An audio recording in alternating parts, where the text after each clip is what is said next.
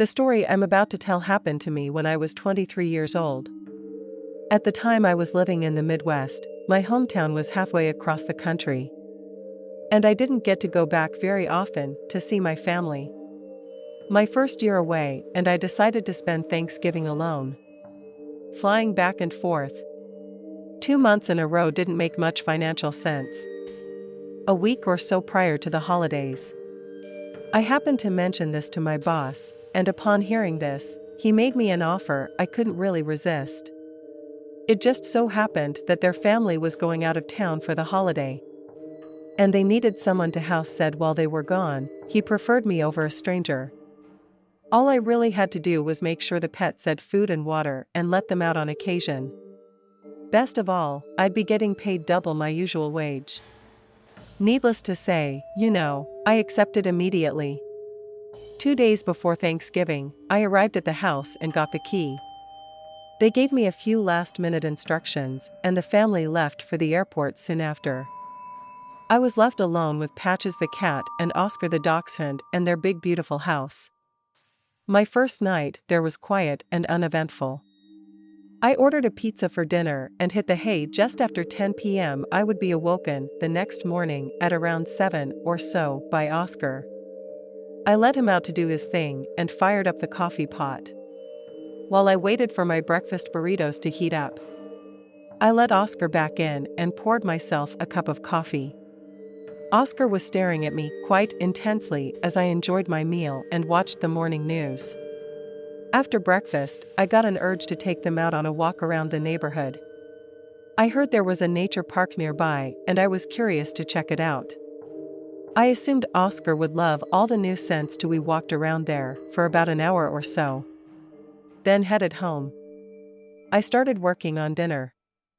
Just because I was spending the holiday alone, it didn't mean I wasn't going to stuff myself. I put my pre-cooked chicken in the oven to reheat and began working on the sides as well. Maybe an hour had passed by before I began hearing of rattling at the front door at first and was going to just ignore it. But Oscar started growling. I turned off the stove top and followed the noise Oscar and ahead of me and soon began barking. He seemed pretty worked up over something. I stopped at the edge of the hallway and peeked around the corner. At the door, I could see a humanoid form to the glass. It looked like they were trying to get the door open. Oscar was losing his mind now. I was frozen stiff. I had no idea what to do. To my surprise, the door cracked open. Oscar was fighting to get at the person trying to squeeze through the narrow space and the door. The person was attempting to kick at him. I knew if I was going to do something, I had to do it right now. I ran back to the kitchen where my phone was sitting and dialed 911. I could now hear the man yelling at Oscar by the door. The little guy was fighting his heart out against the man. God bless him. The operator had just told me the cops were on their way when I looked up and made eye contact with a very tall and skinny man. I don't think he was expecting me to be there. His eyes bulged wide open, as was his mouth as well. Fear overtook me, and I started to scream at the man to get out. It wasn't long before he turned tail and ran back out the door. Oscar started barking at him again as he ran away. The cops showed up a minute later, and I gave them a description of the man. One of them suggested staying somewhere else for the night. But I couldn't leave Oscar all by himself after he fought so hard. Patches returned to the home around dusk sometime and joined Oscar and I where we curled up on the couch together and watched movies until sunrise. I was able to eventually doze off for a few hours. I got up at around noon to call my boss and let him know what had happened. He was understandably upset and decided that he'd cut the vacation short so they could get back and deal with all the legal stuff. The family arrived back in the early hours the next morning, and I got home and into bed at about dawn. A few days later, and we were all back at work, when I learned a very interesting piece of information.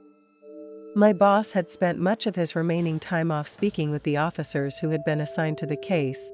They had all put the available evidence together, and were almost positive of who the home invader had been. His name was Brent, and he had worked for the family for several years. That was until my boss was forced to let him go because of his drug issues. Brent was aware that the family went out of town every year. But it was the physical description that ultimately convinced them of his guilt. It didn't take long for the cops to catch up with him. And he took a deal for a decreased sentence. He was back home with his family by the next Christmas. I'm not going to say I was mad that he got off so lightly. After all, he didn't do anything to me technically. It was his drug addiction that drove him to make such a stupid decision.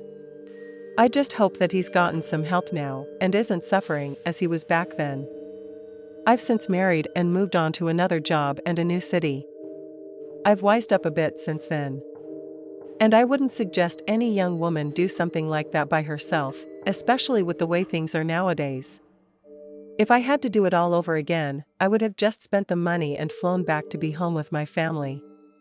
In hindsight, the money didn't make up for not being able to be there with my parents on such an important day.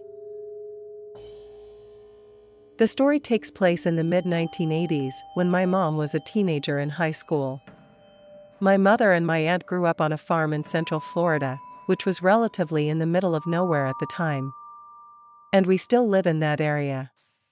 And it's much more urbanized now. At that point in time, though, it was mostly just woods and farmland. My great-aunt, uncle, and our cousins lived on the same property in another house nearby, so they weren't entirely alone. However, Mount Sinai of that, you'd have to drive a mile or more to reach your next-door neighbor. My grandfather coached for the local high school football team, and my mother and aunt were cheerleaders. So on Fridays, he would have to coach at the school's game, and my mom and aunt would be there to cheerlead. The rest of the family would usually come along as well, since my cousins went to that school too. There wasn't really anything else to do in that small town on a Friday night anyway. They would usually get the game earlier than everyone else, considering that he was a coach. One particular Friday, however, my mother started feeling very sick throughout the day. And by the time the evening rolled around, she felt absolutely horrible. She informed my grandfather that she wasn't going to be able to go and that she would be staying home to rest. Instead, my grandma made her something to eat for dinner. And after that, the rest of the family, including my great-aunt and uncle, went on their way. Now she was all alone on the property. Or context, we eventually sold this property when I was a young child, so I don't really have many memories of the area. One thing I do remember very distinctly, though, is that it would get very creepy at night, even with other people being there. And being alone on it at night must have been much more frightening. Anyways, my mom went to lay down right after they left. Not long after though, maybe 5 or 10 minutes, she realized she still needed to call her cheerleading coach at the high school to let them know she wasn't going to be able to be there tonight.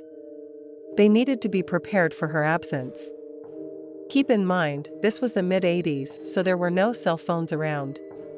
My mom had to get up and walk all the way to the kitchen to use the landline phone. As she was walking through the house though, she started to feel really creeped out. You know, that classical feeling of something not quite being right. The instinctual feeling you get when something is telling you you're in a bad situation, but you don't know what it is yet. Outside. It was getting very dark out and there were not many lights to illuminate the air. Maria, that contributed even more to this uneasy feeling. Now a very important detail. The phone in my grandparents' house has a longer cord than most phones at the time. She said that you could even walk into other rooms. The cord was long enough that the phone could be brought out of the kitchen and even into neighboring rooms, which were the living room, the hallway, and my grandparents' bedroom. My grandfather kept a shotgun on the wall, fully loaded and ready to go in his bedroom. Not the safest thing, I guess. But when you live alone in the woods, I guess you want to be ready to defend yourself at any second. He had always told my mom and aunt not to touch that shotgun unless their life was in danger. She took this very seriously and had never even thought about touching that gun. At this point, she was in the kitchen. She dialed the number to call her coach and informed her about the illness.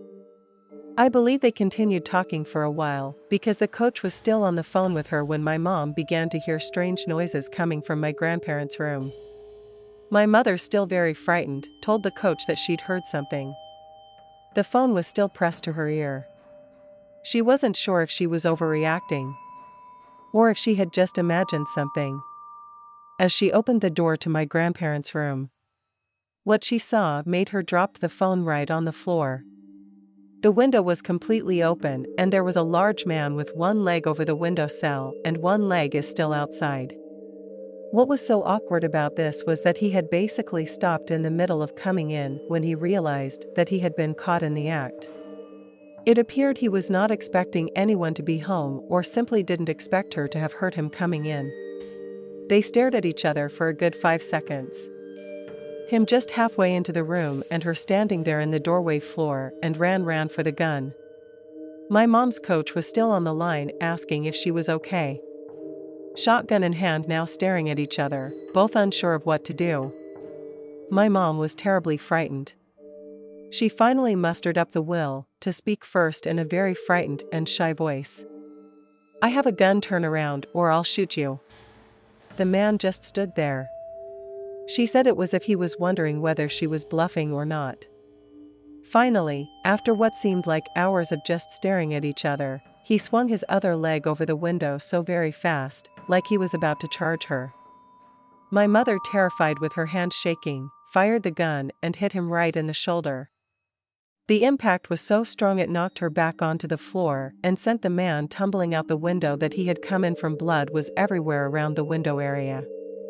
She picked the phone back up, now sobbing, and told the coach to call the police.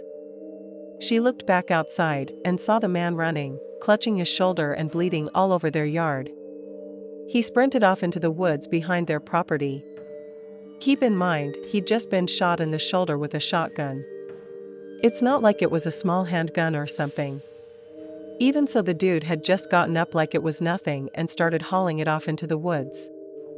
I don't know the exact order of what happened next, but the police eventually did get there. My grandparents hurried home, sometimes shortly after the police were still there when they arrived. I think the most weird part about this story is that there was a huge trail of blood the guy had left as he was fleeing the property. It went out into the woods.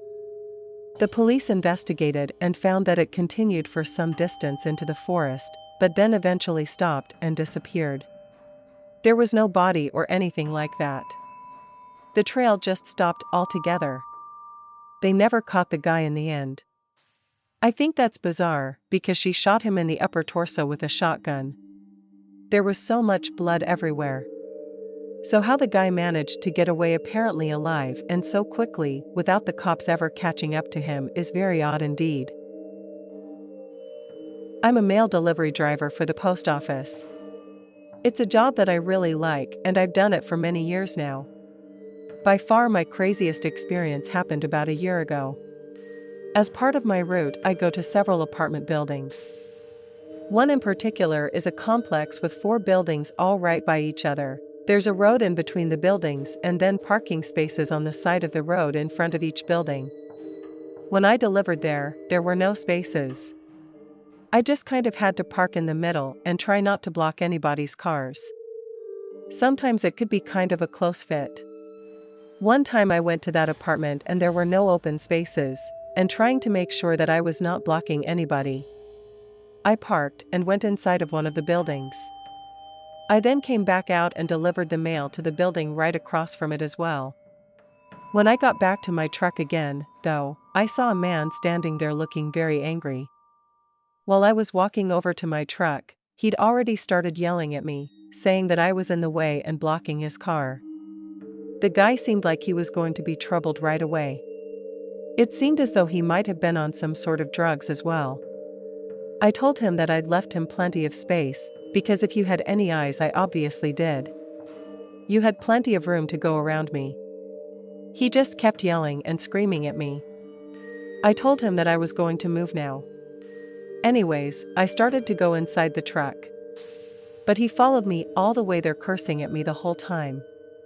There was no reason for him to be so angry. I told the man to calm down. I said he had no reason to be so upset, especially when I was going to move right now anyway. That obviously was just like adding fuel to the fire. After I got inside my truck and started to drive away from him, I wasn't even listening to what he was saying anymore. He ran over to his car, which was parked at the end. Then he left. Money left, though he made sure to screech his tires as he sped out of the parking lot. He also came within a foot of hitting my truck.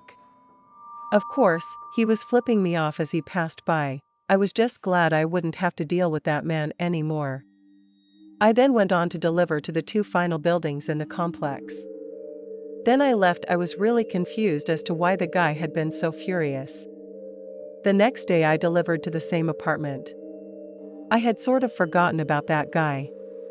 This time, though, there was a parking space I could use. I parked and went inside the building to deliver the mail. I was in there for a couple of minutes. When I returned to my truck, I saw that it was all messed up. When I delivered mail, I used to have a bad habit of leaving the door open. It was faster, and nobody had ever tried anything before. I know it was dumb. But now it seemed as though somebody had come in and thrown everything all around inside of it. And was all disorganized. The mail was out of place. I had a pretty good idea of who could have done this. I was also really angry. I just tried to reorganize everything. It took quite a while and got behind schedule. But eventually I was able to move on. After this incident, I emailed the management of the apartment building about the guy. I didn't think they would really do anything, but I thought I should still let them know. They did respond to me saying they would send an email to the residents. Well, sometime the next week when I was back at that same building, I parked in a space and delivered the mail. After I delivered to the last building in the apartment complex, I returned only to find that my tires had all been slashed. I couldn't believe it. I looked around and soon saw the same guy. He was standing just outside of one of the apartments in a patio area, clearly laughing. I couldn't hold back my anger any longer. I walked over towards him and started cursing him out. He then got all angry back at me and started threatening me. He said I was lucky he'd only gone after my truck this time. I realized it was pretty dangerous to provoke this guy. I walked away with him still yelling at me as I did. I go back to my truck and call the police. They arrived sometime later and arrested the man. The cops and the man seemed to know each other by name, which told me this was not his first time doing something dumb like this. After that incident, I never saw him again. I found out that the man didn't even actually live at that apartment complex. The place was his ex-girlfriend's, and he was trying to stalk her something. It blows my mind. We could get so angry at me like that. But hopefully the guy gets the help he needs. I had been working in my parents' Chinese restaurant for as long as I could remember being alive. Everyone in the family did everything they could to help out. They even recalled doing my homework at a table in the back of the dining room after school, while also doing things to help out in the restaurant. I had never had a problem doing it. And actually, I enjoyed it quite a bit. It was nice to take breaks from schoolwork to do things to help customers. I began doing some delivery work when I was old enough to ride a moped. We were in the city, so it was easy enough to get around that way. It was easy to make quick deliveries to a pretty wide area of customers. As I got older, the slow times were my favorite times to be at work. And as I had much more homework that I had to get done, my family lived in an apartment that was right above the restaurant. So when slow times, it varied how many people were down in the restaurant working. If we were really slow sometimes, I had the whole dining room to myself and was nice and quiet enough for me to get some work done. You might think that we got a lot of delivery business on snowy days, but we really didn't if it was a Friday. Saturday was our big delivery night. One Friday when I was 14 and I just arrived at the restaurant, it began snowing. We had a television on and it looked like we were getting a pretty bad snow warning. The upcoming storm, of course, completely killed our dining room and our delivery business for the night. We had been expecting that though. I let my family know I would keep an eye on the store as they came in went from the store to the apartment. The further and further that the snow piled up though, the less likely it seemed we were going to get any sort of customers. It was the middle of winter, so it had gotten dark quickly. It seemed to get even darker and darker with the snow falling so heavily outside. I began to really get lost in my work and became somewhat oblivious as to what was going on around me.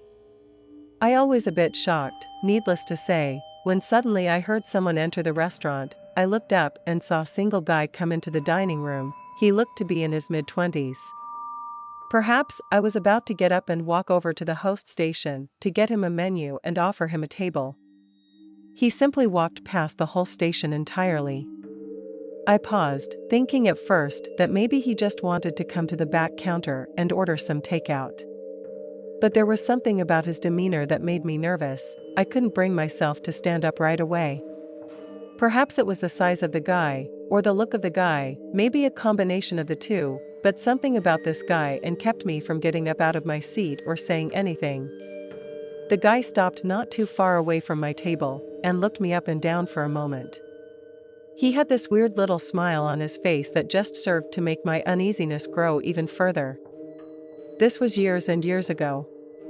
And I still remember myself gulping as I sat there wondering when the guy was finally going to say something. When he eventually did, I rather wished that he had never done, so I don't really want to tell you everything he said.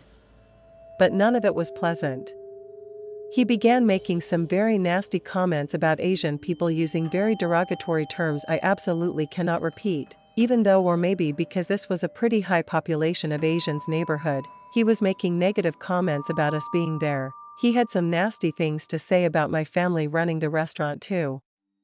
Worried enough for my safety to finally do something, I moved up to get out of my chair. There was a staircase on the other side of the dining room that led up to the second story of the building. My plan was to run up there and get the attention of my father and older brother. They would both hopefully be able to handle this guy before I could get up completely. However, the man reached into his coat and pulled out a knife. I immediately froze in mid-standing and slowly sank back into my chair. I had never had anyone pull any sort of weapon on me before. And I didn't know what to do. I wanted to call out, hoping that my family upstairs would hear me. But I found I couldn't do that either. I feared that this man was either going to attack me or kill me. But I found that I could neither do anything nor get up the nerve to run away from him. The man continued to mock me, but not just because of my heritage. This time, he had noticed my fear. And now he was mocking me for that too. I couldn't understand why this was happening to me. What did I do to deserve this? I really thought it was possible I was going to be maimed or killed in the next few moments. That's when something happened that quite literally saved my life. The restaurant phone began ringing. I had told my family I would stay down there and watch the phone and the door. We always tried to answer the phone within the first 2 rings. Obviously, I was not going to get up to answer it. And I figured the guy wouldn't let me anyway. Whoever was calling kept letting it ring. And that got the attention of my family upstairs. They knew that if I wasn't answering the phone, something must have been wrong. Luckily, that was exactly what they thought.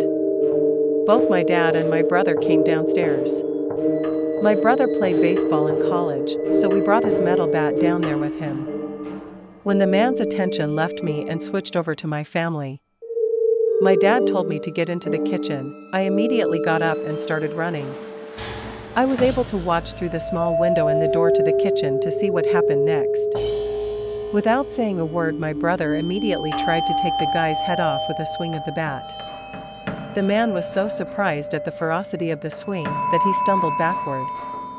He was able to prevent himself from falling down, but the man was clearly shaken. Before my brother had the chance to take another swing though, the man immediately turned tail and ran to the door. Then out into the snowy night. My brother chased after him, clearly intending on beating the man down. But my dad told him that was a bad idea. He didn't feel it was worth risking any sort of injury to my brother to chase the man down. After that, no one would ever stay down in the restaurant by themselves. There had never been any sort of attack like that on our restaurant before. So what hadn't seemed like it would be a dangerous thing to do. After this, we had a rule of 2 family members and a weapon being kept in the dining room at all times. I'm happy to tell you though, that we never actually had to use the weapon. I used to work as a delivery driver and I would drive a truck all over the place. This story takes place years ago, but I remember it like it just happened yesterday. And it'd been a long day at work. And I was making my final delivery for the night.